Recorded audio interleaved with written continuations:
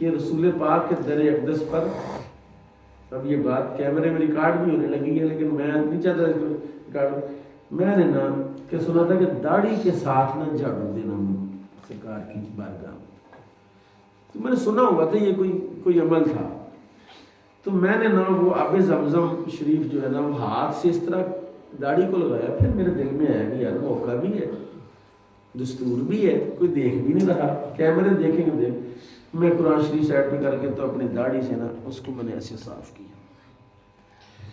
آپ یقین کریں جب میں نے پہلی مرتبہ ایسے کیا نا تو میرے دل میں کسی نے ایسے ایسے کیا، عجیب کیفیت میری ہوئی۔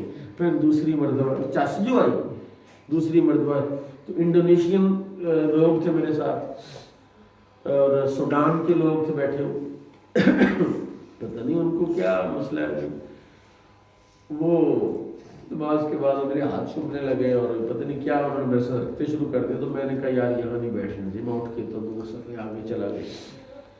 میرے آقا اتنے کریم اور اتنے لاجواب ہیں، اتنے مہربان ہیں، اپنے غلام کی عاجزی کو دیکھ کے فوراً کرم نوازی فرمائی۔ یہ وہ باتیں ہیں جو میں آپ کو عرض کر رہا ہوں کہ اعلیٰ حضرت نے کہا تھا حرم کی زمین اور قدم رکھ کے چلنا، ارے سر کا موقع ہے وہ انہوں نے کہا اتنی پاک زمین پر تو پاؤں رکھ کیسے چلے گا، وہ یہاں تو سر کے بل چلنا چاہیے، پاؤں نہ رکھنا، وہاں سر رکھنا۔ اچھا میں نا ہوٹل میں جوتی اتاری، ہوتا نا بعض بندے عاشق ٹائپ وہ جوتی نہیں مدینے پہننے جا رہے، تو جوتی اتاری تو مجھے ایک بندے نے پھڑ لیا، انہوں نے کہا گل سن، اگر تم کو بہت قیمتی کلین پایا ہوا ہے اپنے گھر تو کوئی بندہ ننگے پیری آ کے چڑھے تو تکلیف نہیں ہونی۔ انہوں نے کہا سرکار نے بڑے مہنگے کلین منگائے نہیں، تو دے اپنا عشق تو سرکار دے کلین کرنے کر دیں گے جا کے، ہیں ایسی میری دماغ میں بات ٹھہری، میں نے پھر جوتی نہیں اتاری، جوتی صرف بڑی مسجد کے کہ سرکار نے پوری دنیا سے سب سے قیمتی پتھر وہاں لگوایا ہے۔ پتہ جب یہ جو پتھر مطاف میں لگا ہوا ہے سفید پتھر، ٹھنڈا پتھر، انہوں نے جب توسیع کی تو انہوں نے کہا یار جو پتھر وہاں لگا ہے نا وہی پتھر یہاں لگانا ہے، اب وہ پتھر کہاں سے ملے گا؟ انہوں نے فائل نکالی کہ یار وہ پتھر کس کمپنی سے لیا تھا، اس کمپنی کا ڈیٹا نکالا اور اس بندے سے رابطہ کیا کہ یار پتھر ہے، انہوں نے کیا یار پتھر تے ہے لیکن اللہ دے بندے ہو میرے کو پتھر پیا 6 سال ہو گئے تے میرے دماغ چ نکل گیا کہ پتھر پیا تھا کتے اتنے، تو انہوں نے کہا جی دسو کتنا پتھر ہے، اس نے حساب کروایا کہ اتنی ٹائلیں بنتی ہیں جی، اور وہ گنی بیچی ان کو دیں، تو جتنی جگہ باب البقیع سے باب الملائکہ، باب جبریل اور باب النساء کے سامنے، باب مکہ کے سامنے، اس ساری جگہ پر وہ پتھر آ گیا اور پتھر پورا ہو گیا۔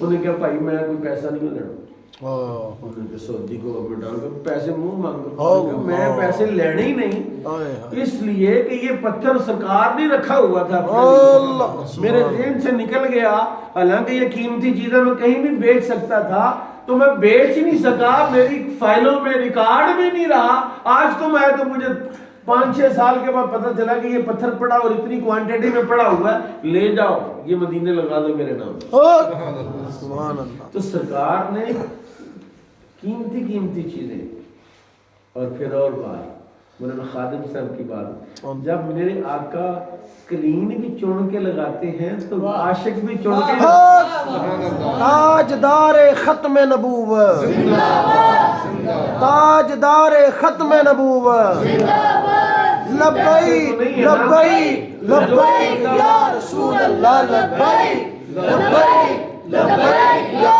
رسول اللہ، لبیک لبیک لبیک یا رسول اللہ، لبیک لبیک۔ میں 1991 میں جا کے جامعہ نیمی میں داخل ہوا، جو ناروا میں نے حفظ کیا تھا، اس وقت مولانا خادم صاحب کے ابتدائی ایام تھے، صرف پڑھاتے تھے، صرف بڑی کتابیں نہیں پڑھاتے تھے، اور مولانا کے ساتھ 15-20 سال کی میری رفاقت ہے، ملاقاتیں ہیں. کچھ سینئر تھے، استاذ تھے، ہم ان کے ڈائریکٹ شاگرد تو نہیں، لیکن ظاہر ہے جامعہ کے نظامیہ کے استاذ تھے تو احترام ادب. مجھے یاد ہے مولانا صدیق ہزاروی صاحب ایک دفعہ میرے پاس آئے تھے، کوئی امتحانی معاملہ تھا، میں سپرنٹینڈنٹ تھا، تو وہ میرے پاس آئے تھے کوئی امتحانی معاملہ ڈسکس کرنے کے لیے. تو شاید مولانا خادم صاحب بھی ساتھ تھے ان کے جی. اور میرے ساتھ انہوں نے کافی مذاکرات کیے، تو میں نے کہا جی ایسا نہیں ہو سکتا، میں نہیں کر سکتا. مجھے مولانا نصیر الدین صاحب نے بھی کہا کہ بھی ان کی بات سن لیں. تو اس وقت اس کے بعد 1-2 ریلیاں ہم نے اکٹھی نکالی، عظمت قرآن ریلی. جب گوانتانامو بے میں قرآن پاک کو انہوں نے گٹر میں بہایا تو وہاں سے خط آیا تو پھر بڑا شور مچا پوری دنیا میں.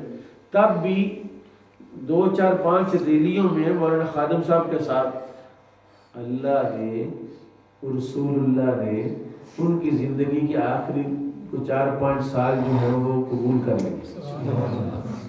اور بڑے بندے نے کام کرنا والے، لیکن قبولیت کسے کسے کو ہوتی ہے؟ اللہ.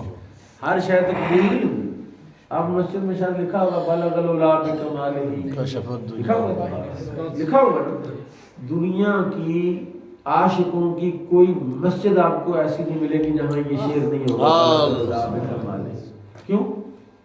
سعدی شرازی کا تو پورا گلستان ہے، پوری بوستان ہے، کریمہ سعدی ہے، بڑے دیوان ہے اس کے، فارسی کلام ہے اس کا، لیکن کوئی اور شعر کہیں نہیں لکھا ہوا سوائے بالغ العلا میں کمالے ہی، کیونکہ حضور نے یہ شعر قبول کر لی ہے. اللہ حضرت کا اور بھی بڑا کلام ہے، لیکن مصطفیٰ جان رحمت پہ لاکھوں سلام. مشرق سے مغرب، شمال سے جنوب، پوری دنیا میں اس کی گونج آپ کو ملے گی، کیونکہ یہ شعر سرکار نے قبول فرمایا.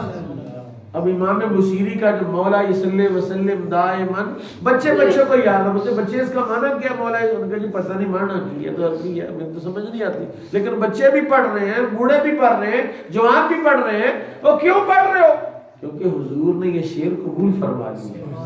تو بندے جو سرکار قبول کر لے نا، وہ مولانا خادم حسین سبحان اللہ، جن کو ناموس رسالت کے تحفظ کے لیے، جن کو ختم نبوت کی حفاظت، عقیدہ ختم نبوت کی حفاظت کے لیے، اور جنہوں نے اپنی زندگی کو اس طرح وقف کیا. ظاہر آپ جانتے ہیں نا، جو معاصرین ہوتے ہیں، ہم اثر جو ہوتے ہیں، وہ نہیں مانتے نا کسی کو. کوئی بزرگ پرانے فوت ہو کہتے یار بڑے بزرگ سی، بڑے بزرگ، لیکن ان بزرگوں کے زمانے کے جو لوگ کہتے ہیں یار کادا بزرگ ہے، ہم اثر لوگ جو ہیں وہ نہیں مانتے.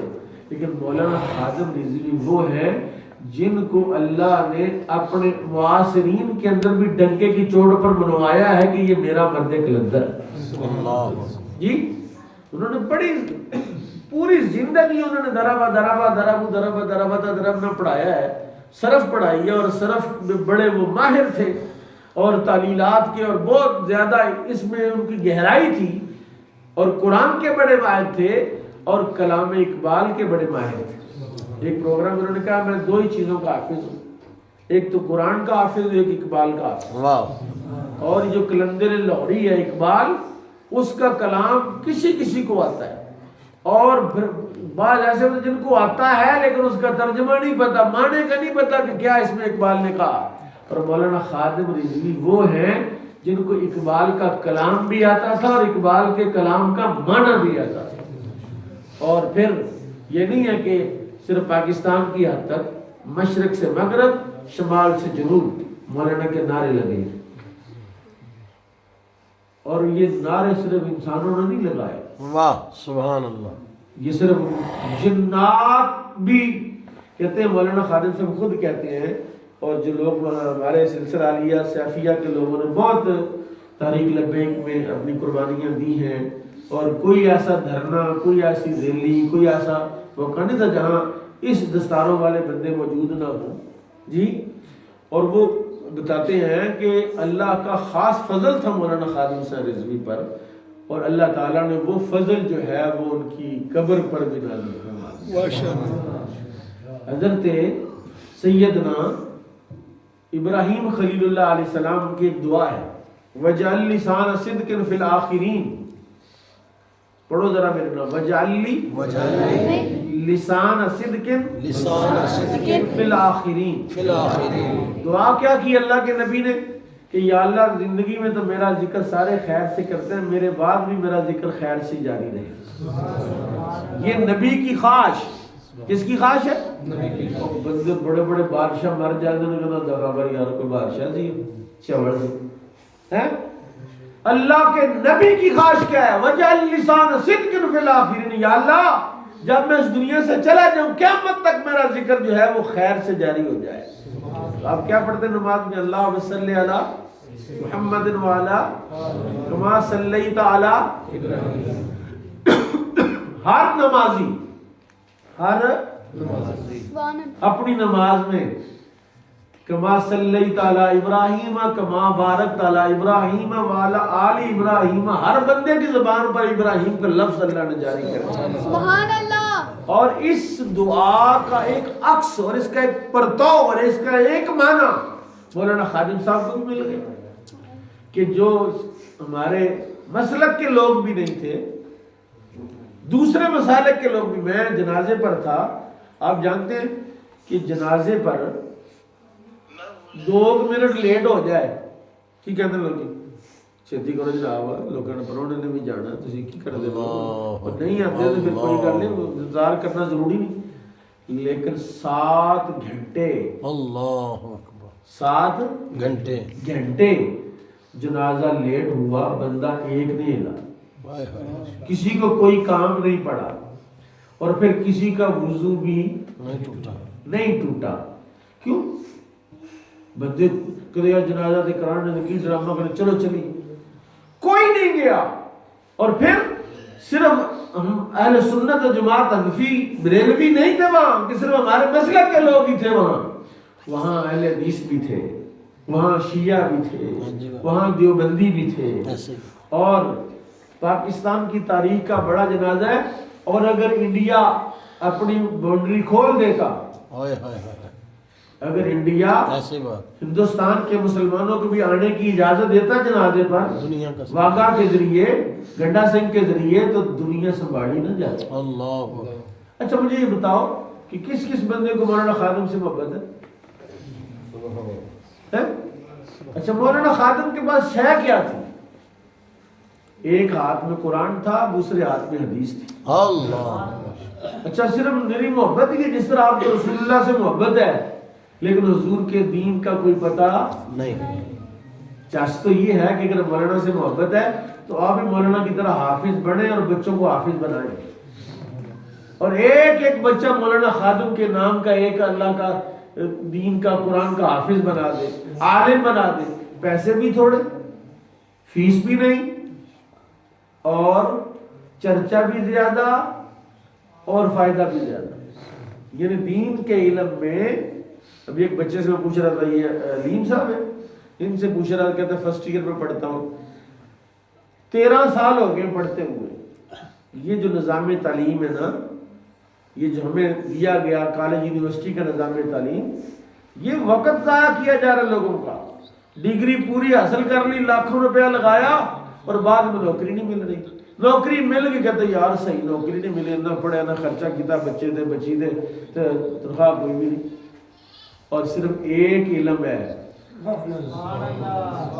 صرف کس کا؟ اس کا علم. قرآن کا علم ایسا ہے کہ جو مولانا خادم رضوی بنا دیتا ہے. کیا بنا دیتا ہے؟ میں نے شروع میں ایک بات کہی تھی کہ قرآن ہے جو لوگوں کو بلند کرتا ہے. ان اللہ یرفع بہذا الکتاب اقواما ویدع بہ آخرین. اس قرآن کے ذریعے اللہ قوموں کو عروج عطا کرتا ہے اور اسی قرآن کے ذریعے اللہ لوگوں کو پستی میں ڈال دیتا ہے. جنہوں نے اس کا دامن تھام لیا وہ زمانے میں عزت دار بھی ہو گئے، مشہور بھی ہو گئے، مالدار بھی ہو گئے.